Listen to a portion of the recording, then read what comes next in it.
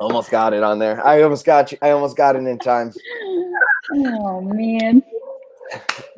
All right. Hello, everyone, and welcome to Sharin Stories. I'm your host, Peaks, with my two beautiful co-hosts, Sarah States and the real St. Paul.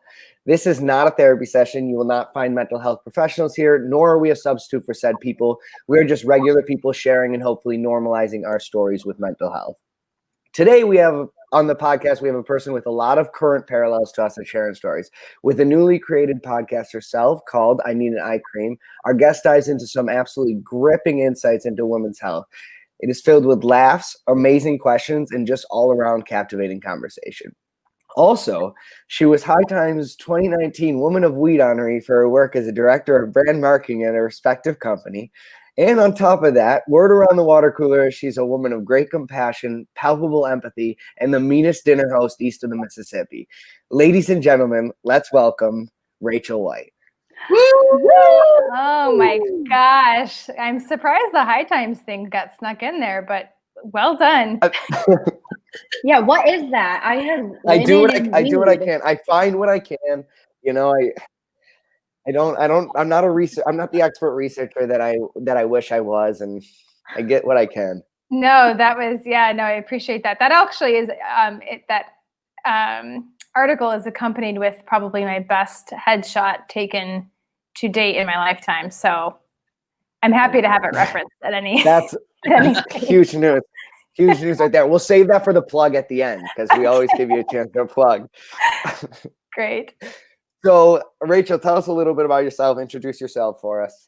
Yeah, thank you. My name is Raechel. I live in Chicago, Illinois.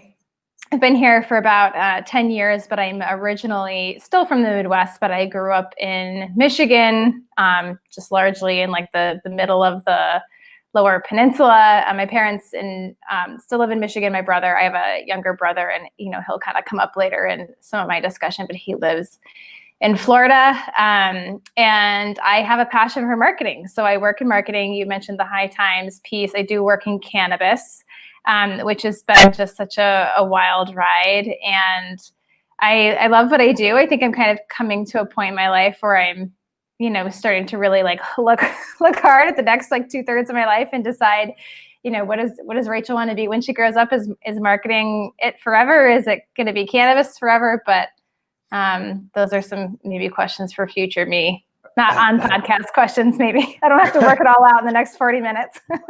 Well, we're going to try our best. Great. No, but we're excited to have you on the show. As I said to you a little bit ago, I had a chance to listen to your podcast, and it was just super. It was so nice to see these deep, interesting conversations, and I'm excited to hear a little bit more about them. And I have some questions for you at the end, specifically about those conversations. But right now, I kind of just want to jump right into your story. So I'm going to give the floor to you and shut up for a second. Thank you. Yeah, and I thought a lot of kind of what I wanted to talk about today does get into sort of the nut of why I started the podcast, and where I see a lot of unspoken things and a lot of untold stories in the world. And I'll kind of give you my angle on it today. I did some personal growth work a number of years ago, and one of the things that they kind of start you off with as like a thought when you're starting this growth work is people who have had what they would consider to be the best childhoods probably have the most work to do. And that was a really interesting insight for me, because you sort of think about like the classic, like, air quotes, like daddy issues, or people who came up with like families that didn't look traditional, and you're like, oh, those people have the most work to do. And they were very clear to say like, oh no, if when we dig into this, you'll see that if you had what you would consider to be like a quintessential perfect childhood, your demons are more hidden and the work is therefore harder for you. So I'll kind of just recap on like that journey, and then ultimately how it kind of got me to where where I am today, and sort of what I'm talking about today on my podcast. So I grew up, as I mentioned, in Michigan. My last name is White, so I joke that we were like a white family, but we literally were like the whitest family. It was like, 2 kids, a dog. My dad was in business. My mom actually started her own business as well. So my parents have always been just very successful people in my eyes. My father being, kind of on the sales end of things, has always been very charismatic. My mom is incredibly charismatic as well in her own way. They just they're great parents, and they were always wonderful role models for me. And a lot of what was kind of communicated from my parents to my brother and I was the importance of presence and the importance of being somebody who was presentable and well put together and articulate. This was kind of compounded with the fact that sports was just not a thing that was considered at all in our family. My parents didn't watch sports. We didn't grow up going to games. My brother and I were never really truly encouraged to be in sports. My brother, coincidentally later in life, just became this behemoth of a bodybuilder type individual. And we were like, man, imagine how great you would be if you could catch a ball. Your life could have been so different. But it was just never a part of the conversation. And my parents were always very keen on getting us involved in things that, worked both sides of our brain, and made us kind of more well-rounded individuals in their minds. And I think it was always kind of in some way about building your life resume, right? What are the skills that you can bring to the table that are outside of just sports? And it started to manifest, pretty early in life in just different little things that we did. So obviously everyone has some story about having, being forced to play piano. That was of course our situation too. But we were involved in this local 4-H club. And I don't know if any of you are familiar with the concept of 4-H. Basically its roots are in kind of farm culture. And if you go to the county fair, the people showing the steer are 4-H kids, generally the people who have the lambs are the 4-H kids. But they also had this whole separate part of the program that was really focused on developing communication skills and presentation skills. So, very early, from the age of, I want to say 10, my mom was carting us downstate to do competitive public speaking competitions through 4-H. And we were doing them it was at Michigan State University every year. And we were competing with other 4-Hers from across the country of all age levels. And you were doing public speaking and demonstrations and mini cooking classes in front of a panel of judges. And I'll never forget the first one you went to. We got there and, I'm shitting a brick a little bit. I'm 10. I've never presented in front of a panel. And my mom is marched us to the agenda that was on the wall. And she's sign up for your time spot. I'm we just got here. Can I just get a snack? Where's my juice box? Take a beat. And she was let's crank these out. Let's get these going. And that just kind of became, I think that scene is in my mind because it just became the stage upon which the rest of my childhood was built. And it kind of so we did the communications, it was called Communications Day. We did that for a number of years. Later in life, in high school, I sort of swapped it out for something that was called forensics, and it wasn't forensic science, but it was again competitive acting and competitive public speaking. So I did that all through high school, by myself, and then with one other person on the acting front, and it just kind of continued to compile from there. There were a lot of more things through 4-H were fashion shows, and some of this just seems so archaic now that I'm saying it back, but there were fashion shows where either you would be the model at the local mall and you were assigned to a store and you would model their clothes, or they would teach you to kind of assemble the best outfit on a budget and you got to model the outfit and discuss why you were wearing it. But it all just became I was a presentation machine almost at this young age. And my dad would always sort of refer to it as my superpower, your ability to connect with people and your charisma, that's your superpower. That's what's going to get you through life. And whether I liked it or not, I think kind of subconsciously, the way I physically looked became a big part of this too, right? And that was never something that my parents would say. We were always very fit. My mom ran a lot of races and she was a swimmer. And so everyone was always in shape. But there was never this spoken thing about like, you have to look a certain way or you have to be pretty, but it was something that definitely was in my head. And I think, part of it is just the overall idea of being presentable and being put together. My mom was like always dressing me up in like, costumes when I was little, and my grandpa was like, I want to be your agent someday. And he was always taking photos. Everyone was taking photos of me in like these like pretty dresses. And so like somewhere along the line, it clicked to me that like it was really important to be like both pretty and charming. So, fast forward, and this is something that's like underlined in your childhood. You kind of try to hang on to it through your awkward years of like middle school and high school, but then it proved to me to be a very valuable thing, this combination of like looking as good as I could and presenting as well as I could when I got into the workforce. And, for the most part, I think I would attribute like charming the pants off of my interviewers to be why I was able to get some of the first jobs I was able to get. And I think that like that type of pattern, when you grow up to be an adult, and all of these things that you sort of learned to be true when you were younger, of course, like you kind of tell yourself, well, mom and dad, they always would say that I was, like beautiful, or that I was like a good presenter or whatever, because they're my parents. And of course, that's basically their job to tell me these things. But then when you start to experience that in the real world too, that if you could combine these things appropriately and it paid off in dividends, then that's, I think, when the narrative really starts to like cement in a very significant way.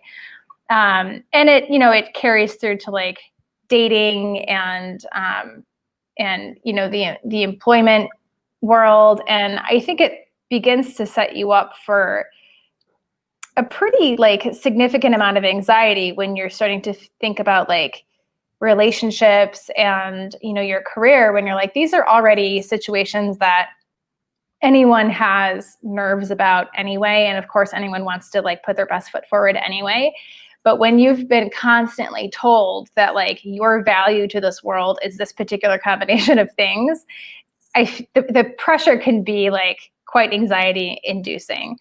And I think what it kind of ended up manifesting in for me is like this reputation of being kind of flirty. So I would always have friends and they were like, oh my gosh, Raechel, you were just like, you were the flirtiest one of all of us, or like, you're so flirty, or, even just like, I don't know. I remember having like an ex-boyfriend who was always just like, you're just flirty. Like you flirt with everybody, like guys, girls, like you're just like schmoozing everybody, like left, right, and center. And for a while I was kind of proud of that. I was like, hell yeah, like that's my 1-2 punch, right? Like I like put my makeup on appropriately and I'm like funny, and that's what gets me in the door, and that's what like will continue to be my success story. And then I think somewhere around the age of 23 or 24, I entered this personal development program that I was kind of mentioning earlier. And it was a year-long program. It takes place in Chicago, although they have, kind of like virtual opportunities throughout the country. And it was the first time I had really been challenged on this thing that I have sort of like cultivated for myself. And it kind of, it came in like pieces. I wasn't always, in group forums when you're like speaking up and you're like participating in this group work. I was always a little bit reserved because I wanted everything that I said to appear measured and to appear like I was challenging myself, but that I didn't have flaws at the same time. And I would always let people in like 85% and not 100%. And finally, I think it was like a sort of a weekend away. So it was a year-long program. You go every week, and then you have opportunities to kind of like dig deeper into the material. And it was on one of these like weekends away that I got a piece of feedback that was pretty profound. And it was essentially like, they set you up with a series of activities that it puts you under pressure and allows your true colors to come through right on this weekend away. And then afterwards, you kind of reflect on, how you did, and you get a lot of feedback about your performance. So this is like, I'm thinking like I've totally aced this because this is my shtick. Like I just, I always get like thumbs up on performance for one reason or another. And the person giving me the feedback essentially looked me in the eye and, was basically like, you like flirted your whole way through. And like, I don't think you actually completed anything like to the satisfaction of anyone who would be assessing you, but you batted your eyes and you smiled and like, you probably think you did well as a result of this. And she definitely called me a little girl. It was something like, like you're a scared little girl and what you default to is like this flirtatious behavior.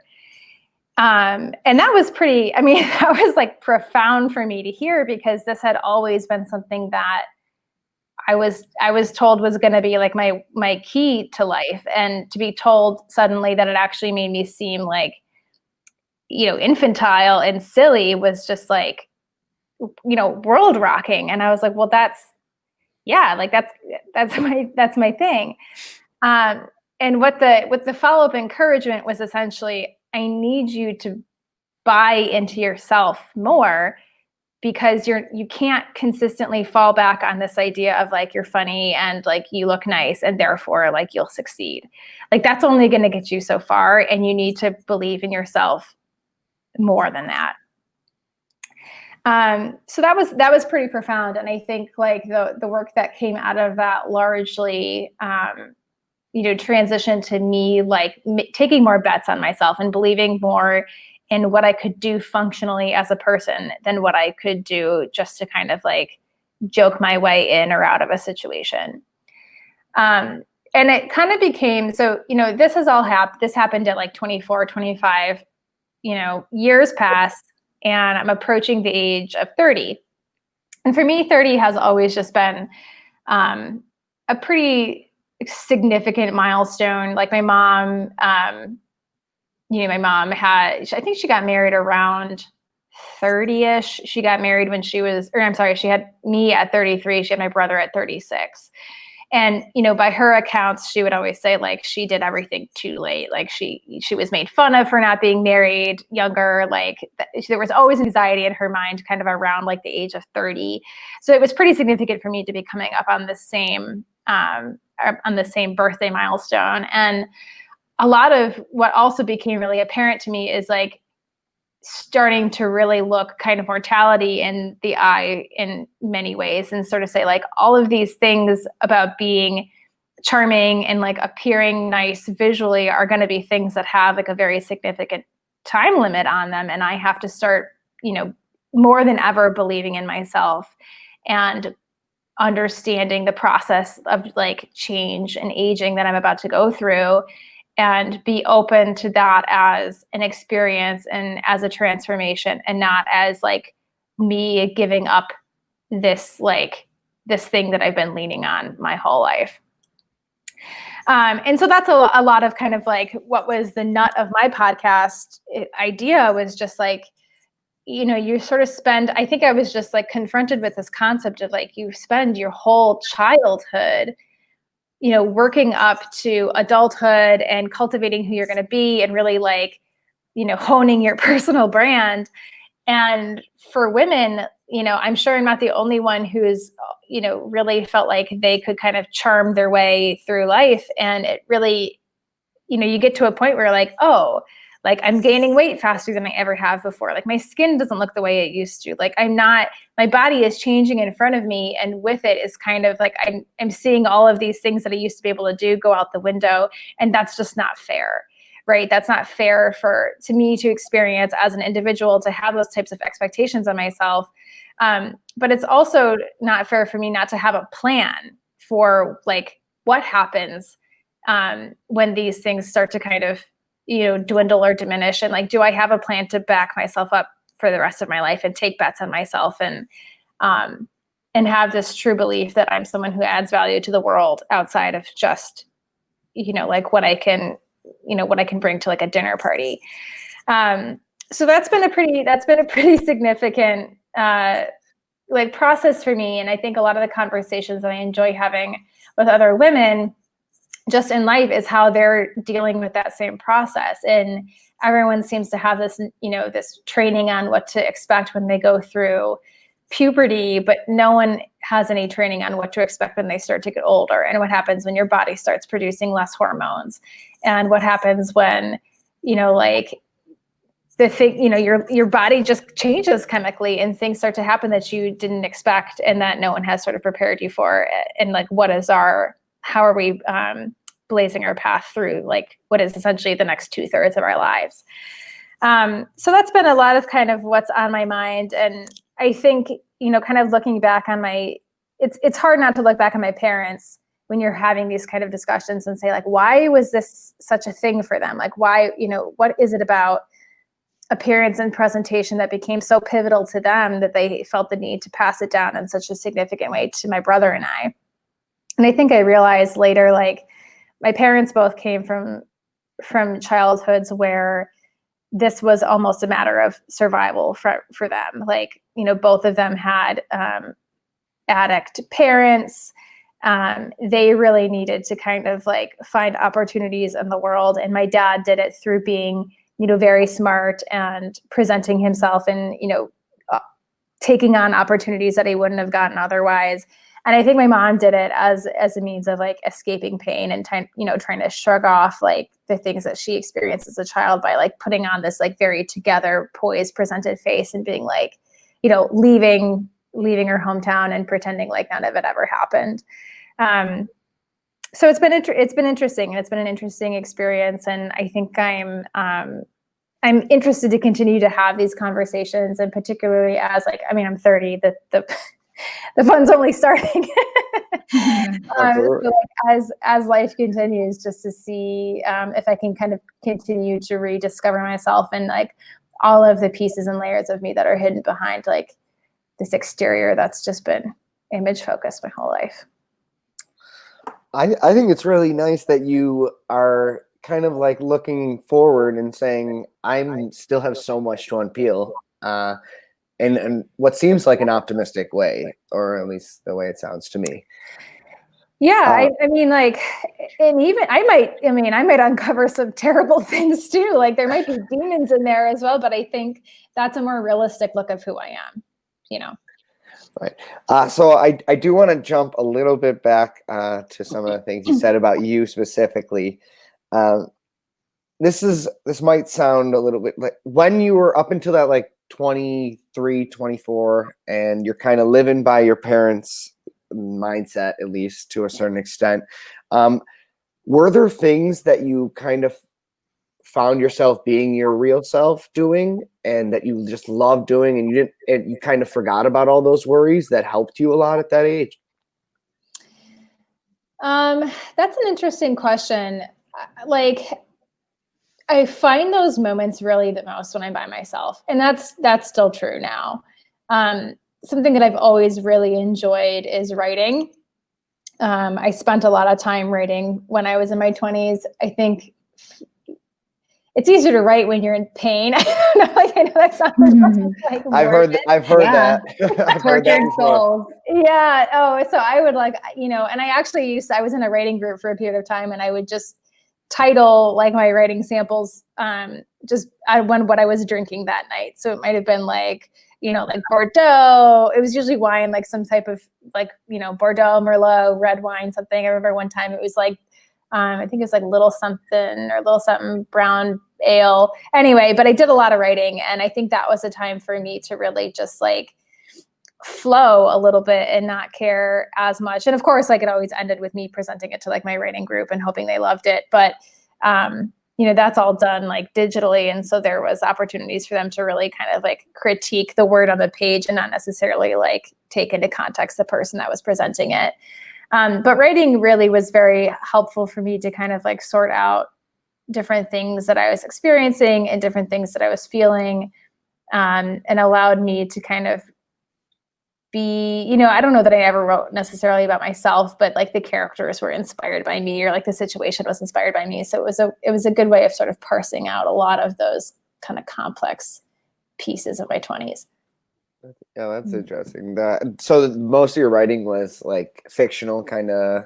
invent or? Yeah, it was like fictional. It would have been like, the character would have been, my boyfriend at the time, or somebody that I was like later interested in, but like couldn't get to, or, there was always sort of just like inspired by my life. And I never like finished anything. Like I haven't written any novels or anything like that, but all the pieces that I kind of structured over the course of it, a lot of poetry, like related to my life. Do you find yourself going still back to it, like even today? Sometimes I just I swear, I hope reincarnation is a thing, because I have so many damn lives to live after this. Like I have a friend who lives in LA, and he wrote a pilot to a TV series, and it was excellent, and I loved reading it. But I was also kind of came away with like, man, I could totally do this. I could write this story.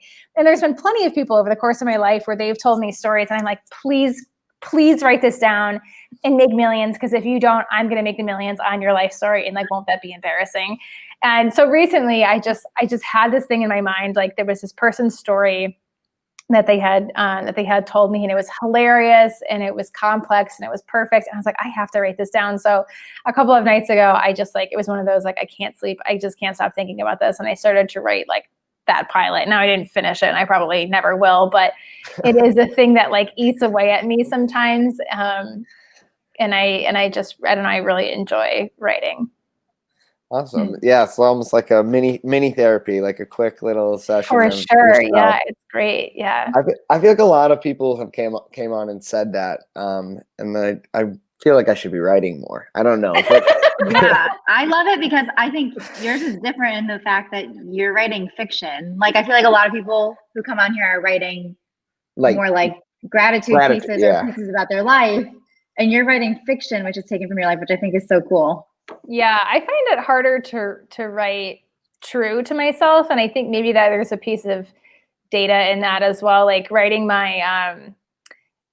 writing the speech for my best friend's wedding, like when I was maid of honor, I filled a full notebook just trying to figure out what to say for that, and planning for my wedding, like we wrote a letter to our to my partner's sister who's going to officiate, and like I wrote her a letter and he wrote a letter, and that was like painful. Like I didn't particularly enjoy that.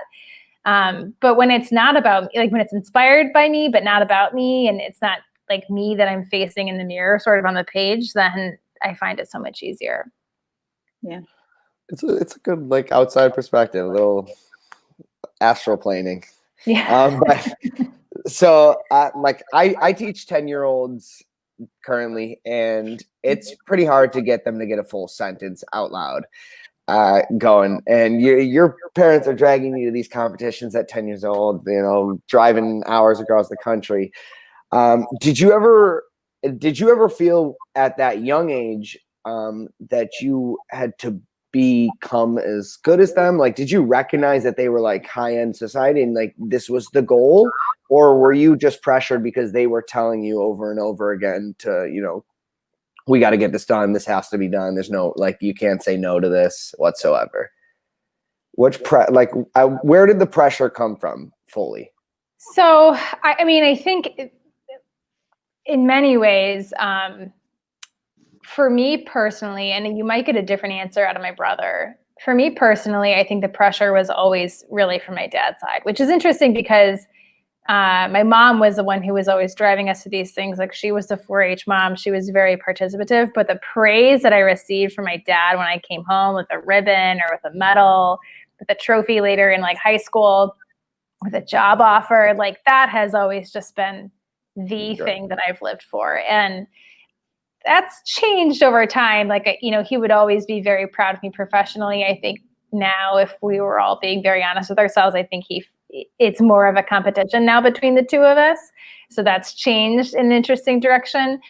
And I think it was always just like, I never wanted to, disappoint him. And it's always like, he would never say that he was disappointed. Like, that's not something I can ever actually imagine my father doing, but like the type of warm glow and praise that would come after those types of things. And then like my superpower, and I don't know, it's just hard to like, know that is coming at the end of this journey and not to want it. So I think that was largely like the events were what the events were. At the end of the day, it was my father's approval that meant the most.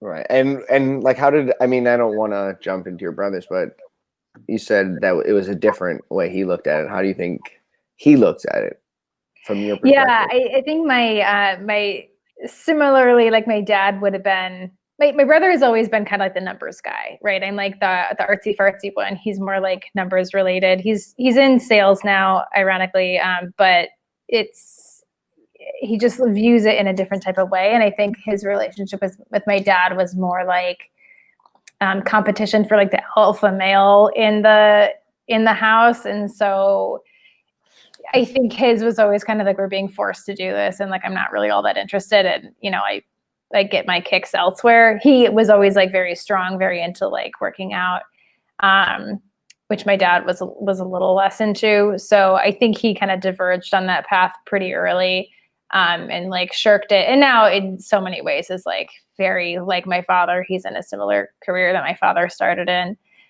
So I think, like it or not, he's ended up there. Just at a genetic disposition. But but I think he had a very kind of different relationship with those types of challenges. So with this personal growth work you do, yes. I want to kind of find out. So how did you decide that you wanted to get into that then? Like, what time did that come up? Yeah. So I'm very lucky. My partner is enormously introspective and has been open to like growth work and bettering himself for as long as I've known him. And it happens in very outward ways, in like the gym, and he's a very fit individual, but he's also, kind of quietly behind the scenes, always working on who he is on the inside too. So he had signed up for, I think it's just like a career coach or a life coach, or he just got some type of coach. And she met with him and had said, hey, there's kind of, you can coach with me for as long as you want, but there's also this like year-long parallel program that happens if you're interested. And the first weekend is free, and then they sign you up for the year. And like in many ways from the outside, it looks like a cult. And sometimes from the inside, it feels like a cult too. But if it wasn't for the enormous amount of progress and work that I saw in myself, it would be easy to denounce. But so he had signed up for the weekend, and we had only been dating, I don't know, not super long at this stage, maybe a couple of months, like definitely less than a year. And he asked if I was interested in doing it. And at that stage, anything he was interested in, I was also interested in. So we went together, and and then we all both ended up doing the year at different times. But we both completed the program, which was pretty cool. Well, that's pretty lucky on your end a little bit. Yeah. Do you think you would have ever chosen to kind of go into something like this or done something like this if it didn't work out like this? No. I think my dad, and I shouldn't throw rocks in a glass house, but like my father would benefit so much from this type of work, and he'll never do it. And I think that's like probably the biggest tragedy that he doesn't know he's living out, is that there are things that he's, about his childhood and about the way that he feels about himself that he's fighting day-to-day battles with now. And I think to some degree he knows that. Like, I think he knows that there are deep scars in him that were, given to him in childhood, and that he's kind of like constantly working with. But I think for him, it's like, this is who I am, and I know why I am this way, but this is who I am now. And that's irreversible. And I fundamentally believe that to not be true. I don't think it's irreversible. I think it's never too late for an improved childhood. And the reason why you are the way you are should never be the excuse to be why you are the way you are. Like, you always have the power to change that. But I think had I not been presented this, and I think certainly had John not done it, I don't think I would have taken the leap, and I think I would have seen it as something that a weak person does, or someone who finds themselves to be flawed does. And I just wasn't willing to make that, I wasn't willing to say that about myself, that I needed help or needed work. And again, kind of back to what I said in the beginning, like, I was like, I had a perfect childhood. I don't know what you guys need, but like, I'm fine. And I just found that to be like so untrue. I mean, that's what we're saying. Like, it's just these things don't really see circumstance all the time, and oftentimes circumstance is the one thing that kind of pushes you towards a certain feeling. I do want to ask kind of our final question, not for the last 5 minutes, but we have a little extra time. I'm just realizing I think it can spark some pretty great conversation, especially for you and Sarah. But you've done a lot of interviews with people you've known. And obviously over time just spoken and studied women's mental health and just women's health overall. I'm wondering if through these interviews, through these conversations you have with people, do you ever notice consistencies, things that are way more common that people oftentimes do not think are common? Because we have people come on here all the time that have just so many similarities in their stories, and I feel like people oftentimes think they're alone in how they feel. Are there things that you just want to let people know out there that you see commonly or you talk about commonly, or some things that are not as common that are still something that come off often? Yeah, a couple of them. One I think is certainly like the expectation, and like this could be taken a couple of different ways. I'll just preface it that way. You should always have high expectations for yourself. You should always want more for yourself if it in fact is serving you. But I think very commonly women's expectations of themselves are almost unachievable. And, you know, I think you see that a lot in women of my age, where you're coming to a place where your career is finally taking the direction that you want it to take. You're making, you know, the type of money that you've always wanted to kind of make. You have opportunities that you've never had before.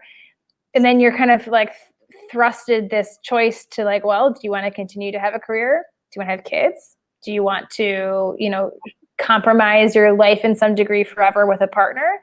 Like those are big things to be discussed and to be considered. And I think everyone sort of walks into it with this expectation that they'll be able to do it all, and that the women around them in the world are doing both perfectly, and like they should be able to too. But that narrative starts really early. I mean, I think like one of the women on my podcast had said that when she was growing up, she wanted to be like a professional volleyball player, but then also like a singer songwriter, and then there was like something else, but it was like yes, I heard this episode. Yeah, repeating it back, you're kind of like, geez, like that's quite the plan. Like you wanted to do all of those things. And she's like, I feel so stupid saying it back. And I think like, yes, there's absolutely beauty in like setting high expectations for yourself when you're a child. Like, of course, like you never want to set low expectations, but I think along the way, no one ever kind of, I don't know, there's almost like no right sizing, or there's no one there that kind of like puts a hand on your shoulder and it's like, it's okay if you choose one of these things over the other. And what you might be hearing a little bit in this is a projection from me, which I don't have any interest in kids. And I feel like I've always kind of had this like lifelong mission to defend that choice. People don't like hearing that you don't want to have kids when you're a woman.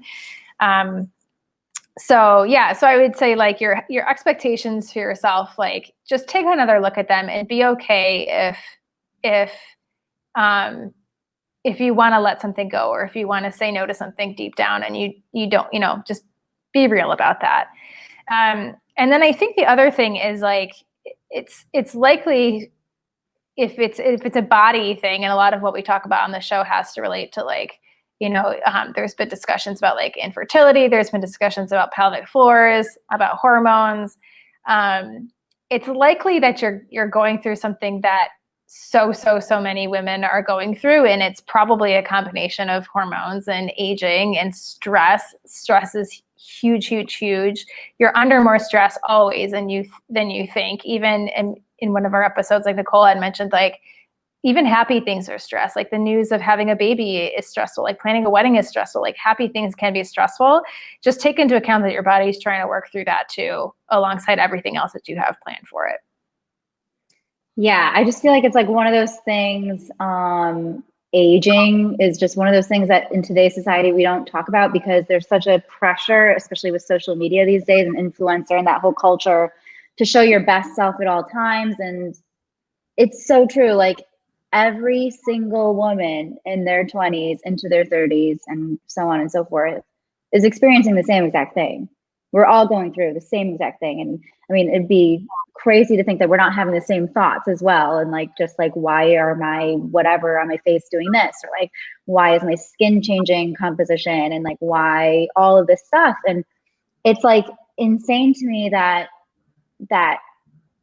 someone can feel so isolated in what's going on when we're all going through the same exact thing. And I mean, that's just like, why does it feel so lonely going through those sorts of things when it's a group thing? It's a body thing. Everybody's going through the same exact thing. Totally. So I think that's like one of those areas that is completely glazed over. And I don't know like what the solution is. I guess, I mean, you have started this podcast, which is amazing, but like, and then on like a large scale, like there has to be some sort of solution to that, because it's just I think it's like to the point where it's like out of hand. Yeah.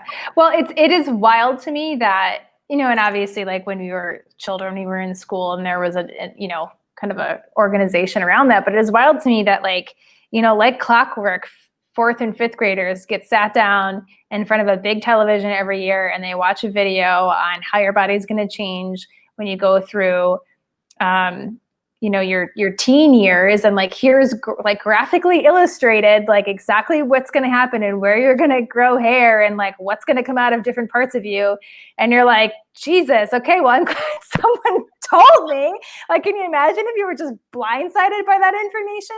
But then you get into, you know, like your adult years and you're like, I've got it all figured out. Finally, I'm happy with exactly the way my body is. Like things are finally coming together, and it's like, oh no, sorry, wait, hang on. Like here's a thing that's going wrong, and it could just be, you know, and like we're at an age where doctors start to be like, I don't know, like this might be a thing you have to kind of think about and deal with forever. And you're like, I need another TV, I need another classroom. Like I need to be with women my age and we need to figure this out together, because like how has no one prepared me for this? Yeah, it astounds me that like as an adult, I feel like you're like everything becomes more of a mystery. It's like things don't become clearer. They become much more confusing and like weird and like just crazy. Like I can't believe that as an adult, I feel like I need to consult Google 500 times a day for why is this happening to me? Like that is, whew. And I mean, don't get me started about like health and like sex ed classes in school. Those need a makeover. Yeah. Yeah. There's so much more we need to know. There's so much more. Yeah, no, I know it's wild. And I think like the other thing that I find kind of like consistently inconsistent, I guess, is people's relationship with their bodies. I think so many people, I always would say, like, I feel like I'm very in tune with like what's going on. It's probably some nature of me just being like obsessively like fixated on everything. But I always feel like I am very well aware before I have ever stepped on a scale if I've gained weight. Like I'm very well aware of like, you know, moments after I eat something, if I'm not going to feel good later, you know, about eating that, or like digestively feel unwell. And I think a lot of people are just truly like not, either are so used to patterns in their bodies that are like erratic, and so they're just starting to write off everything, or they just don't want to lean in and figure out what's wrong or be given bad news. And so I think it's really, really important that everybody in the world, but like women too, especially if you have like fertility issues on the line, that you're really trying to be as in touch with your body as possible, because like those types of things, like you just can't let things fester, right? Like it's just not a good idea. Be in touch with your body and don't be afraid of like seeking the answers to the questions you have, because there are answers out there. You just, you know, you do have to ask the questions though. Right. All right. On that note, Raechel, we are going to wrap this up. Please tell us anything that we can, or where to find you, how to listen to any Night Cream, whatever plugs you possibly have, shoot them our way right now. Yeah. So thank you for having me. First of all, this was a lot of fun, and it's great to be interviewed rather than being the interviewer. So this was kind of fun for me. I do have a podcast. It's called I Need an Eye Cream. We are on essentially all of the streaming platforms. You can find us. I think at this stage we have like 7 or 8 episodes-ish. I don't have any really regular cadence of releasing episodes. It's just kind of like whenever I have time for it, but I'm really looking forward to having more women on. If you're listening to this and you're interested in having a conversation, I do have an email account, I need an eye cream @gmail.com. And then I have a sparsely updated Instagram account as well, just called I Need an Eye Cream on Instagram. So you can find me in those ways. And I hope someone takes an opportunity to listen. And thank you so much for having me. Absolutely. Thank you so much for coming on. Thank you all for listening. I hope you have a wonderful day. Let's turn that mental health into mental health into mental wealth. And we'll switch it around on us this time. Mental health into mental wealth.